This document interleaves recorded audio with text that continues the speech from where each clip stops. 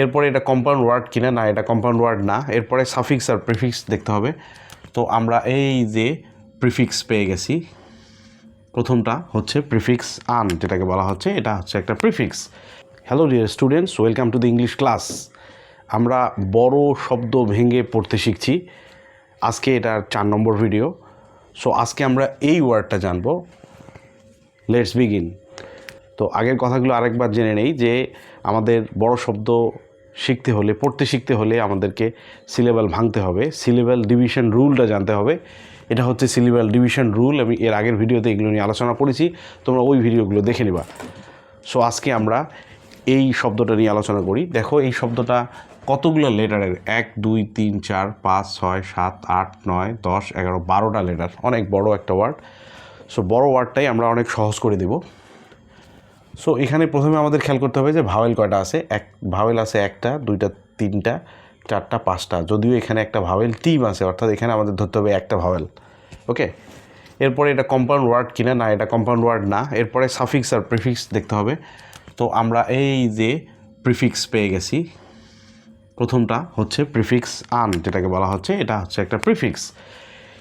এরপরে আমাদের consonant blend খুঁজে বের করতে হবে বা ডায়াগ্রাফ করতে হবে। আমাদের এখানে কোনো কনসোনেন্ট ব্লেন্ড নাই, কিন্তু লাস্টে একটা আছে, একটা কনসোনেন্ট এলি সিলেবাল আছে, যেটাকে আমরা আলাদা করে ফেলতে হবে আমাদের।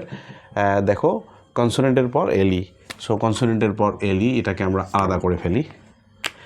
এরপরে মাঝখানে যেটা আছে সেটা আমরা দেখব এখন। তো মাঝখানে দেখা যাচ্ছে যে ই আছে এবং এল আছে, অর্থাৎ একটা ভাওয়েল এবং একটা কনসোনেন্ট। এই যে ভাওয়েল কনসোনেন্ট। সো ভাওয়েল কনসোনেন্টের মধ্যে আমরা এইখানে কেটে দিই।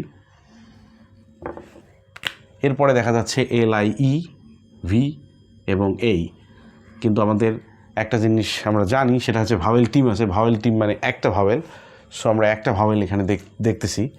সো আমরা এইভাবে নিলাম, vowel consonant vowel, vowel consonant vowel, vowel consonant vowel, আমরা এইভাবে ভাগ করলাম। এই ফর্মে আমরা ভাগ করেছি এটা। এখন আমাদের পড়ার পালা। সো এটা কি? এটা একটা প্রিফিক্স, এটার উচ্চারণ হচ্ছে আন, এটার উচ্চারণ হচ্ছে আন। এরপরে এটা দেখো, এটা একটা কি সিলেবাল,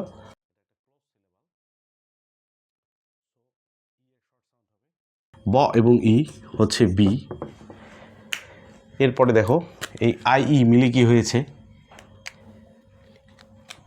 IE মিলে হয়েছে ই সাউন্ড, ঠিক আছে।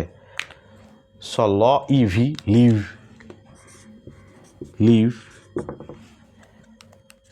এরপরে এই আছে, এটাকে আ, কেন?